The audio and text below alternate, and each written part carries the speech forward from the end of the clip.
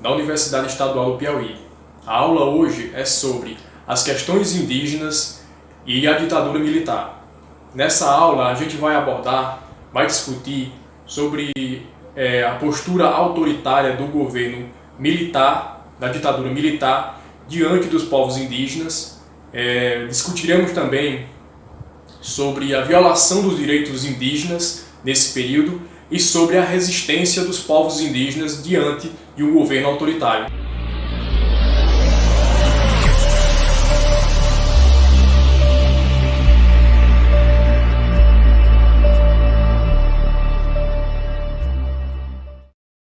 Antes de começarmos a discutir sobre os indígenas na ditadura militar, as questões indígenas da ditadura militar, é importante nos situarmos no contexto histórico desse período.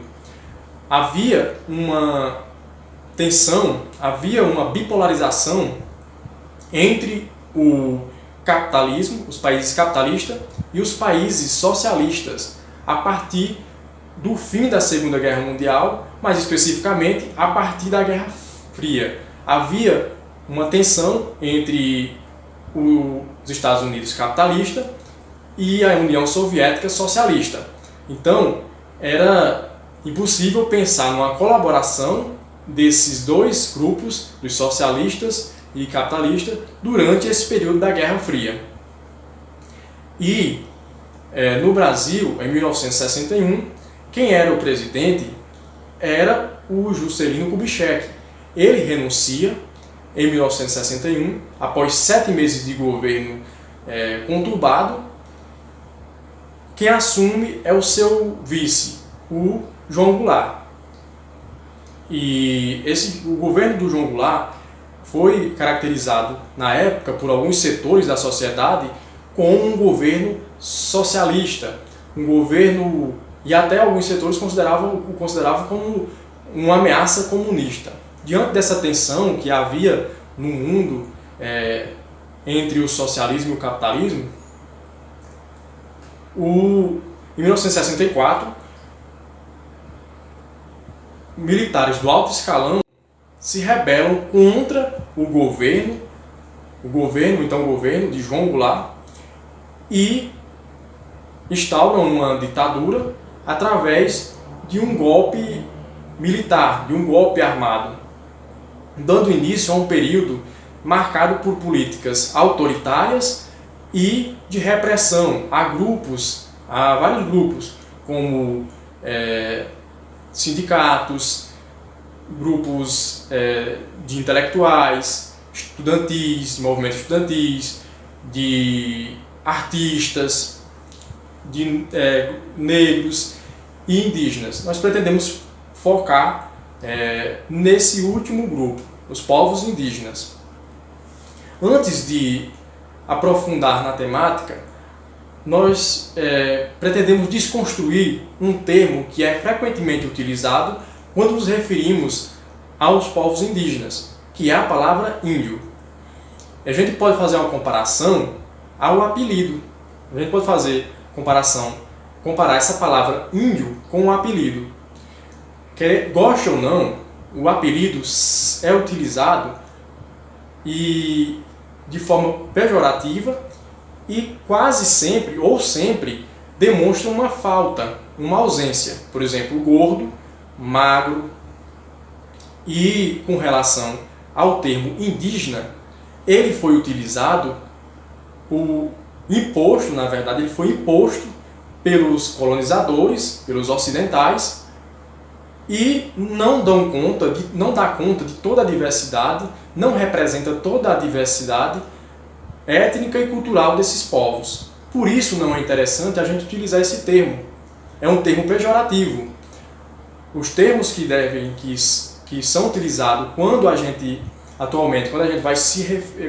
vamos nos referir aos povos indígenas, são povos originários, povos indígenas, povos tradicionais. Essas palavras, elas reconhecem e valorizam toda a diversidade dos povos indígenas, a diversidade étnica e cultural. E são palavras que a gente vai empregar durante essa aula, quando formos nos referirmos aos povos indígenas. Durante muito tempo, a sociedade desconhecia as diversas formas de violação dos direitos indígenas durante a ditadura militar. Isso aconteceu porque, nesse período, havia a repressão e a censura. Ou seja, tudo aquilo que a ditadura militar não queria que as pessoas ficassem sabendo, era silenciado. Imprensa, jornais não podiam publicar aquilo que desagradava, aquilo que a ditadura militar não queria que as pessoas ficassem sabendo. Em 2012, foi instituído a Comissão Nacional da Verdade, que buscava investigar e apurar esses casos de violação dos direitos humanos a diversos grupos durante a ditadura militar. Porém, a população indígena, os casos relacionados à população indígena não foram investigados. Por isso mesmo, lideranças indígenas procuraram a Comissão Nacional da Verdade e cobraram que fossem investigados casos de violação dos direitos indígenas durante a ditadura militar. A Comissão Nacional da Verdade conseguiu encontrar um relatório que durante muito tempo acreditavam que tinha sido queimado, porque nessa época havia a queima de arquivos. Trata-se do relatório Figueiredo, um relatório escrito pelo então procurador Jardim Figueiredo, que descreve diversas formas de tortura direcionadas aos povos indígenas durante a ditadura militar, como o tronco, que consiste na trituração dos tornozelos das vítimas, a distribuição de açúcar envenenado para a população indígena, a proliferação proposital do vírus da varíola dentro das comunidades indígenas. Durante a ditadura militar, foi pensado diversas estratégias e mecanismos para desarticular a resistência dos povos indígenas, para desarticular lideranças indígenas, como o reformatório Krenak, no território de Minas Gerais. Tratavam-se, esse reformatório Krenak era uma colônia de trabalho forçado. Lá os indígenas eram introduzidos no trabalho forçado, eram confinados em solitárias, eram torturados e privados de alimentação, sofriam privação de alimento. A política indigenista desse período militar também não era favorável aos povos indígenas. Não só a política indigenista, mas as próprias instituições indigenistas, como a FUNAI, que dos 9 titulares da FUNAI, 5 eram do grupo de repressão. E a política indigenista desse período estava atrelada a uma estratégia de desenvolvimento, pautada numa exploração dos recursos naturais, agrícola, minerais e florestais. E também de um desenvolvimento de uma infraestrutura, através da construção de rodovias, de hidrelétricas. No período da ditadura militar, essa lei indigenista também buscava uma integração dos povos indígenas. O que seria essa integração? Seria transformar de forma forçada os indígenas em não indígenas. Vocês acham que o indígena ele se torna um não indígena? Ele deixa de ser indígena? Claro que não. Hoje a gente vê algumas pessoas falando de forma equivocada que o indígena, quando tem acesso à tecnologia, quando ele passa a morar na cidade, ele deixa de ser indígena. Isso são resquícios dessas políticas adotadas durante a ditadura militar, durante o século XIX, entendeu? Mas vocês acham que o indígena pode deixar de ser indígena? Não. Essa ideia de que o indígena deixa de ser indígena é uma ideia equivocada de que a cultura indígena é algo estática, é algo parada, quando na verdade ela não é. ela é dinâmica e passa por transformação a partir do momento do contato com outros povos. Mas isso não faz com que ele deixe de ser indígena. Por exemplo, essa questão da dinamicidade também tem em outras culturas. Todas as culturas, elas são dinâmicas. O não indígena também, o branco, na verdade, a cultura dele também é dinâmica. Por exemplo, os portugueses, quando chegaram aqui no Brasil, eles tiveram contato com os povos indígenas e a partir desse contato eles começaram a dormir em redes, passou a tomar banho todos os dias, a comer tapioca. Ou seja, a cultura dele, a partir do contato com outros povos, passou por transformação. E também, ao longo do tempo, a nossa cultura vai passando por transformação, vai sofrendo transformações. Por exemplo, o brasileiro de hoje não é o mesmo brasileiro do século XIX. A cultura dele não é igual, houve transformações, entendeu? Hoje a gente usa o celular também, hoje a gente vive numa sociedade globalizada, a gente assiste desenhos Naruto, por exemplo, assiste Dragon Ball Z, coisas que são produzidos em outros lugares, em outros países. Nem por isso a gente deixa de ser indígena, deixa de ser brasileiro. O indígena também, quando tem acesso, quando ele usa calça jeans, um boné, uma camiseta igual a nossa, quando ele usa o celular, isso não quer dizer que ele deixou de ser indígena. Simplesmente isso mostra que a cultura dele é dinâmica, que passa por transformação assim como as outras. Que é uma ideia equivocada das pessoas de que a cultura do indígena é parada. Entendeu? E também hoje as pessoas utilizam isso, algumas pessoas utilizam para negar o direito indígena. Por exemplo, se ele deixou de ser indígena, ele não tem mais direito enquanto indígena. Não tem direito de indígena. Então é uma estratégia para negar os direitos indígenas, dizendo que ele deixou de ser indígena. Então, vocês são espertos, vocês são inteligentes, vocês não vão cair nessa armadilha, vocês vão saber agora que essa cultura dos povos indígenas é dinâmica, sofre transformações, assim como as outras. A gente também não é o mesmo brasileiro do século XX e nem por isso deixou de ser brasileiro. A gente, quando vai para morar em outro país, a gente continua sendo identificado enquanto brasileiro e nos identificando enquanto brasileiro. Então, ninguém deixa, a identidade é algo muito mais forte. A gente não deixa de ser brasileiro, os indígenas não deixam de ser brasileiro, não deixa de ser indígena também. Nesse período foi construído a rodovia Transamazônica, Santarém-Cuiabá e Manaus-Boa Vista, além das usinas de Itaipu e Tucuruí. Todas essas construções representaram um impacto muito grande para o meio ambiente e para a vida dos povos indígenas. Em 1973, foi promulgado o Estatuto do Indígena.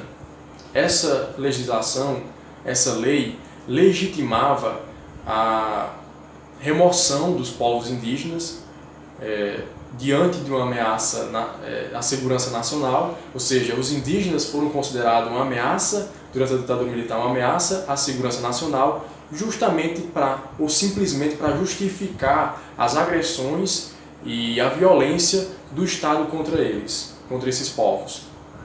E também justificava a remoção deles, do território deles, para a exploração de recursos naturais, ou seja, mineração, essas coisas, e para construção da infraestrutura, da implantação da infraestrutura, que são as rodovias e as hidrelétricas.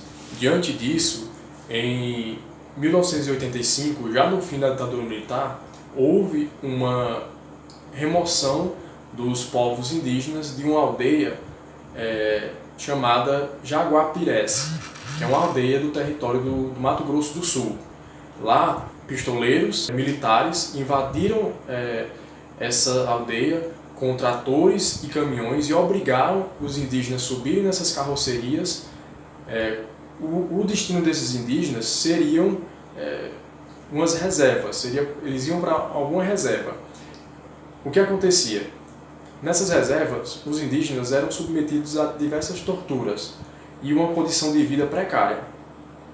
Muitos fugiam eles morriam por conta tanto dessas torturas e dessa condição de vida precária, como também durante as fugas, porque os indígenas eram resistentes, resistiam contra essa situação, contra as agressões dentro dessas reservas e fugiam, né, como uma estratégia de resistência e de sobrevivência.